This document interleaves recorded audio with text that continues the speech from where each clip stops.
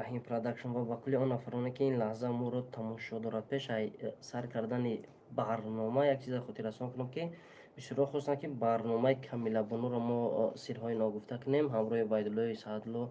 و همراه الدین فخردین بسیار سرودای خوب خواندگی در چارچوب زندگی بسیار عاشقی این برنامهش دوستان عزیز کانال دست پگا رسو ساعت 20:00 با وقت تاجیکستان اینا بدرین لایک مونه کامنتر کنید پریمیر داموندگی پگاه رسو ساعت 20:00 با وقت تاجیکستان و با وقت مسکو ساعت 18:00 میتونید تماشا کنید لایک همون دستگیری کنید دالش میریم همه کسا دوستان عزیز سوق سلامت هستین علاکه 17 کس خوش اومدین همه کسا میدارین دوستان عزیز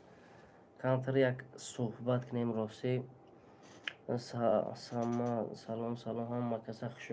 اومدین دوستان عزیز خیلی بود افیر نکرده بودین در اخیران افیر ما در درون زمین در فرهار بود گل افزو سلام علیکم و علیکم سلام میدون کامیرا و علیکم و سلام کجا شین دوستان عزیز لایک همون تا که دیگران بود روی جده دیگه چپ اوید امو یک دو نفرایی که با فکرم یگان سو خیر کردی یا نکردی نمیدونم نه که بیسو تانا کیسان که ای پول غریبو گوسپاند خوردی و ایسو سورا خوردی در اینستاگرام هم در یوتیوب هم یاده کس نیست مقصد ما را فقط خدمات خودش میبینه میدونه که چی کار میکنه بنده را همه وقت فریب کرده میشوند دوستان عزیز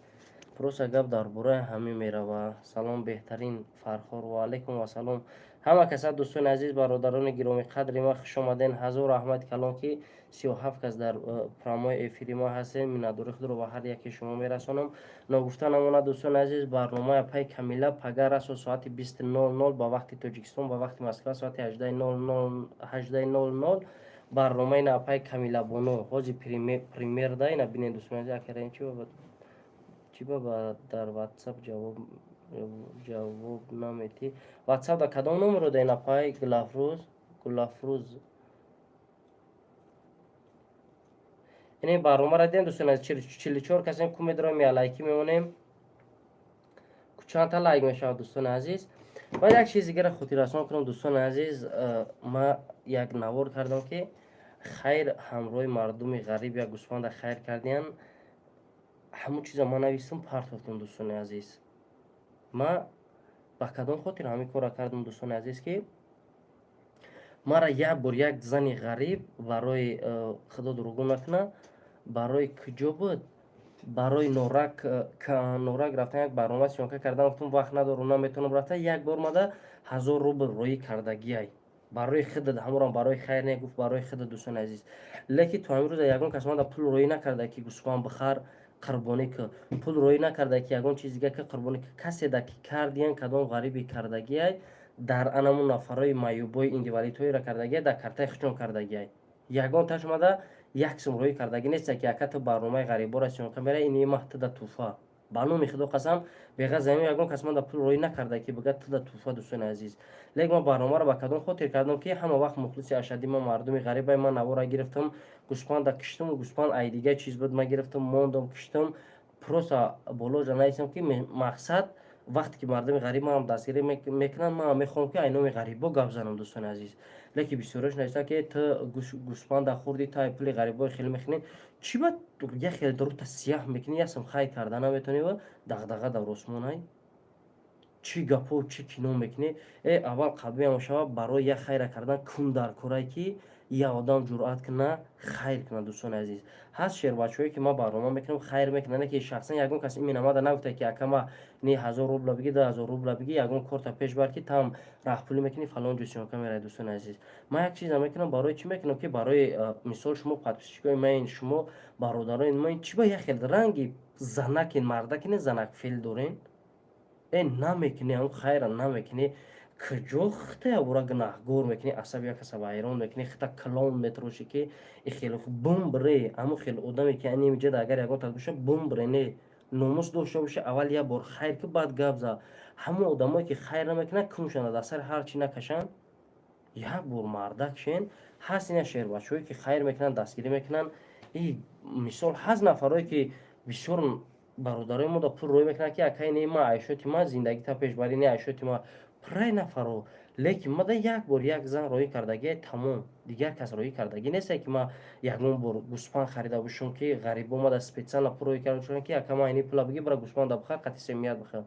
نه ما دا فقط غریبا چیکار کردین حضور رحمت کردن که وقتی که ما برنامه رو میکنم ما در لایک میمونم کامنتر خوب مینویسن دستگیر میکنم پدیلیت میکنم اینمی کار را برای ما هر یک شیر بچه غریب کردگی افیر دمیدارم لایک میمونم دستگیر میکنم حضور رحمت کلون دیگه یگون تاش کردگی نیست دوستان عزیز یک چیز هم ندونید چی با پیش خودتون هر چی گم میزنین ما میدونم مثال پادشاهی همیشگی ما ایگه پناه میزنن کدوم هست پادمو یگون بخیل یگون دایوسی هست که پروس میخواد که عصب یک کس وایرون کنه در مقصد پروستا میخوان که یک زرازید کنن دومده دوستان عزیز خیلی میفهمم خیلی حوالا شما با خدا میکنیم که جوی دا باشن باشن خدا نگهبانشون باشن دوستان عزیز یک کار میکنیم همین برنامه کامیله را ما پریمیر دامودگیم دوستان عزیز حوزی بعدی پگاه هوی میشوه دوستان عزیز پگاه هوی میشوه همه کسا میدونیم 23 تا لایک داره 45 کس پریمیر دهیم افیر دهیم همه کسا که دارن یا لایکی بزنن همین را 50 کنیم دوستان عزیز پگاه بگاه هوی میشوه بهترین تماشا میکنیم انشاءالله که راحت های همه کسا بدونید که دوستان عزیز لایکی مونین دلش کامنتر رو خوندن سر میکنیم رفتیم دوستان عزیز 23 تا لایک داره که میبینیم چند تا لایک شید 50 تا شما هر یک کامنتر خوندن سر میکنیم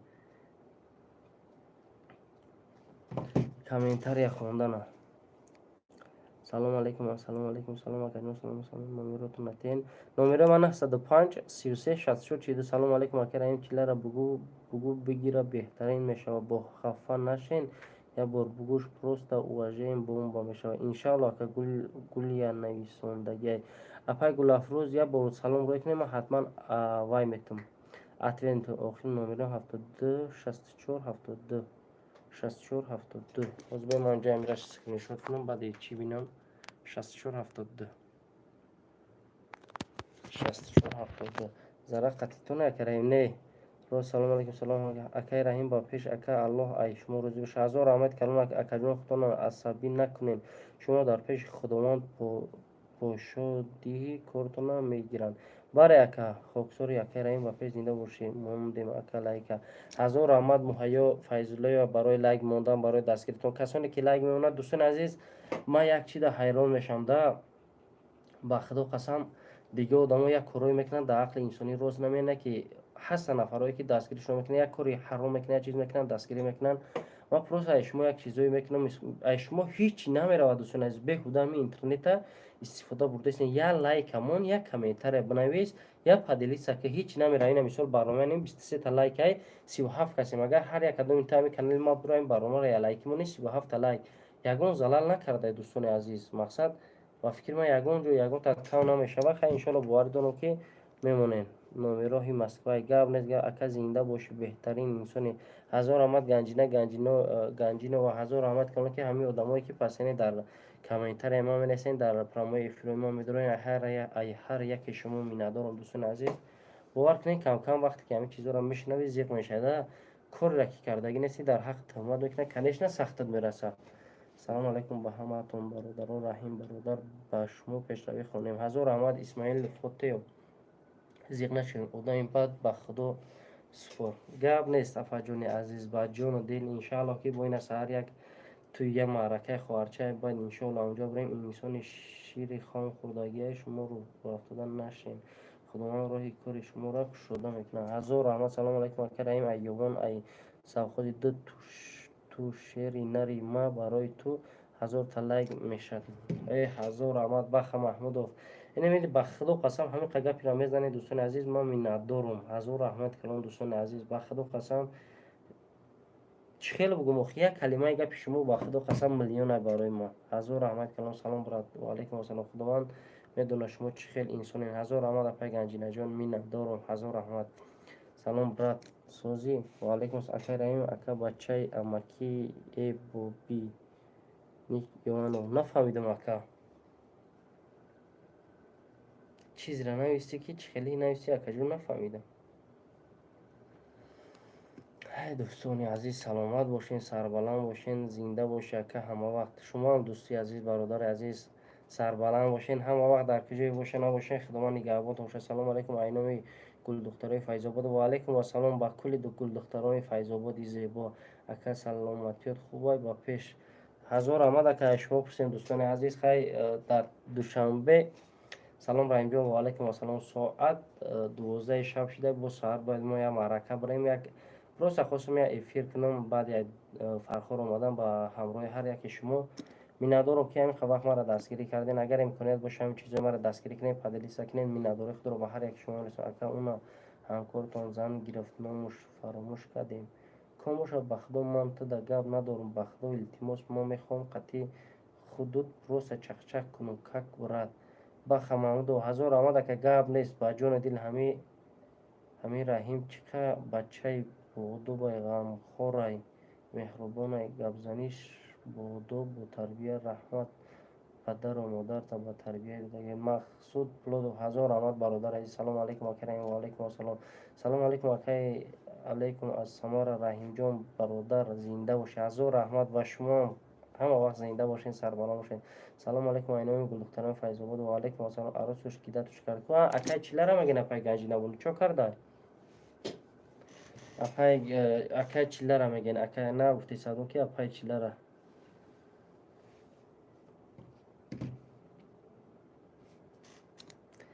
کدام کلاس نمیمونه به عروس مونه برادر یک دستگیری کنین رحیم برادر او هزار احمد اسماعیل فوتو هزار احمد دوستان عزیز برادران عزیز همینقدر می نویسین هزار احمد کلان مینتدارم سربلند و خانه آباد باشین چرا گفتن باقی در پناه الله مهربان باشین میخوام اونجا در افیره به انجام رسانم برای که سر با نصیب کرده باشه یک معرکه در زین تیم بو جام رفتن در کار اکا بگو التماس نامره واتساپ تا نمره واتساپ من 105 33 64 42 سلام علیکم و علیکم السلام نمره واتساپ من 105 905 33 64 42 905 33 64 42 905 33 64 42 دوستان عزیز باقی در پناه الله باشین خدا هر یک شما را نگهبان باشد تا افیر آینده دستگیر رو فراموش نکنید خیر